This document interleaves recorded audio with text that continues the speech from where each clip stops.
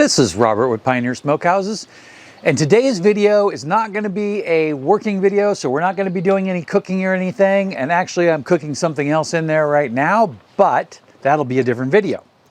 Today's video is going to be 6 tips for the Masterbuilt Electric Smoker 140b. Now, this smoker is a 40-inch smoker and it is one of my favorites.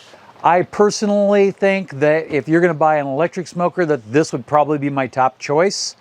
And I have a few tips for you here. Now, there will be an article link in the description. There'll be one for multiple tip article and another one for just some intermediate and beginner tips.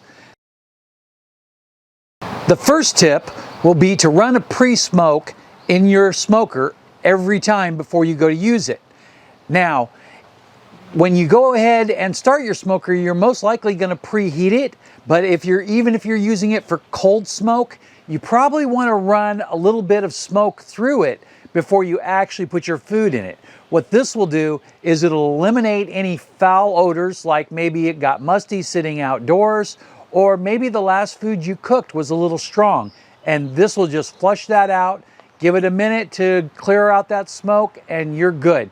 That doesn't mean you have to run it for a whole half hour or an hour, whatever a load of chips is. You could just put in a small handful, just enough to get a good blast. I would use fine wood chips so that way it moves really quick.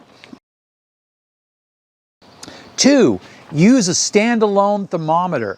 Now, I'm going to show you one real quick here. This is typically what I use. This is just a standard ThermoPro 2-probe wired thermometer, battery operated. It's got magnets on the back so you can set it down, and I kind of keep it right down in here so that way it doesn't interrupt the operation of the door.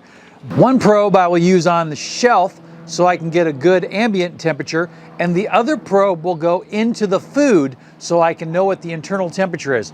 Of course, I don't put that into the food until I know it's 2/3 or more done, because I don't want to have any issues when I want to move the food around.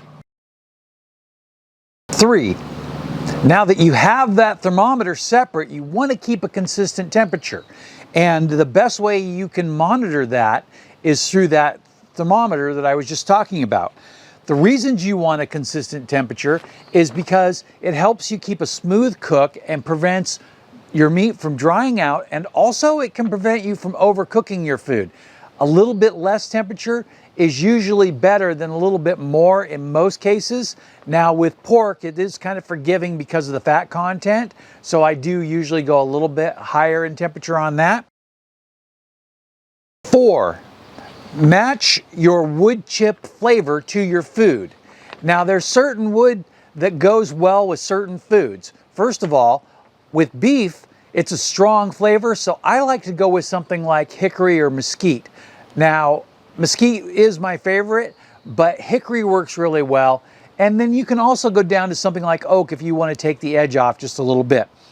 For pork, oak also works well, but my favorite is usually cherry or pecan, which is my actual favorite for pork. Now, fish, you want to keep it really mild, and remember that less smoke is better even at that, but go with something like apple or cherry and just go really mild. Alder is also a good option. Again, just don't use too much. As for my all-time favorite, that would be pecan. Pecan is good with just about everything. The only thing is it will add a little bit of a sweet taste. And going back to regular varieties of wood, oak is always a good mainstay that if you adjust the smoke level, it will work with just about any food.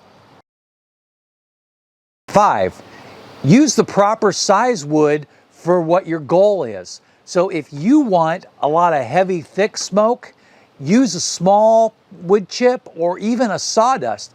That will burn really fast and it will generate a thicker smoke. If you use a chunk, it will actually burn slower and generate a little bit thinner smoke, and in consequence actually last longer. So using the proper size of wood chip will get you what you want. If you want to hit something really heavy, like it's a big piece of beef, like a huge chuck roast or even a brisket, go with a little bit smaller wood chips and then you'll get it hit really good. If you want to cook something really long and get a lighter smoke flavor to it, which is what I kind of like to do with a pork, then use a bigger wood chip or even a chunk that will work really well. Different manufacturers have different sizes.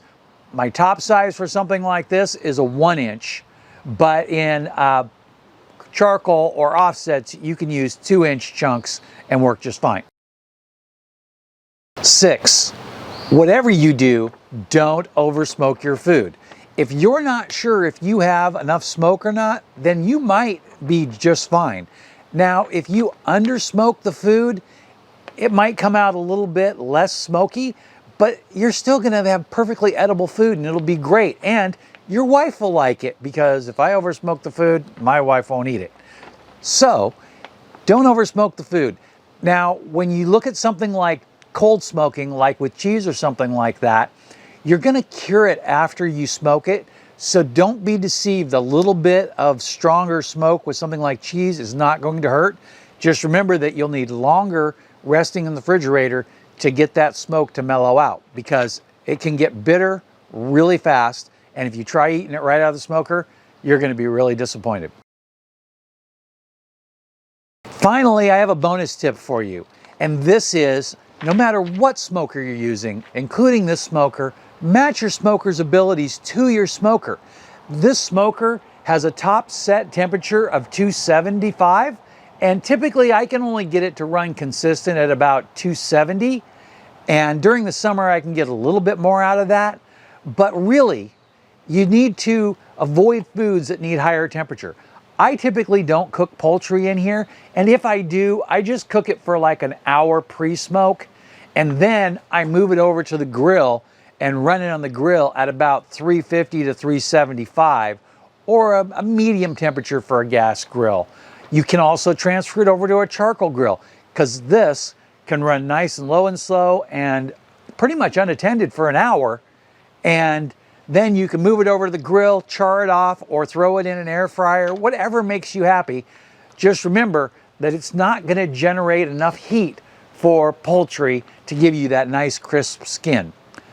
So those are my 6 tips, plus a bonus tip for you that applies to any smoker. I hope you enjoyed the video. Remember that there are 2 articles linked below. The one with the 19 tips for the Masterbuilt smoker, which is directly where these tips came from. And then another one with a few beginner tips and intermediate tips that are going to be really helpful to just bring you to the next level and get you through that beginner phase. Now, other links below in the article are affiliate links, and one will be for this smoker, which again is my favorite electric smoker. Even if you don't buy it, go check the price for me. That will help the channel out. So thanks a lot and have a great day.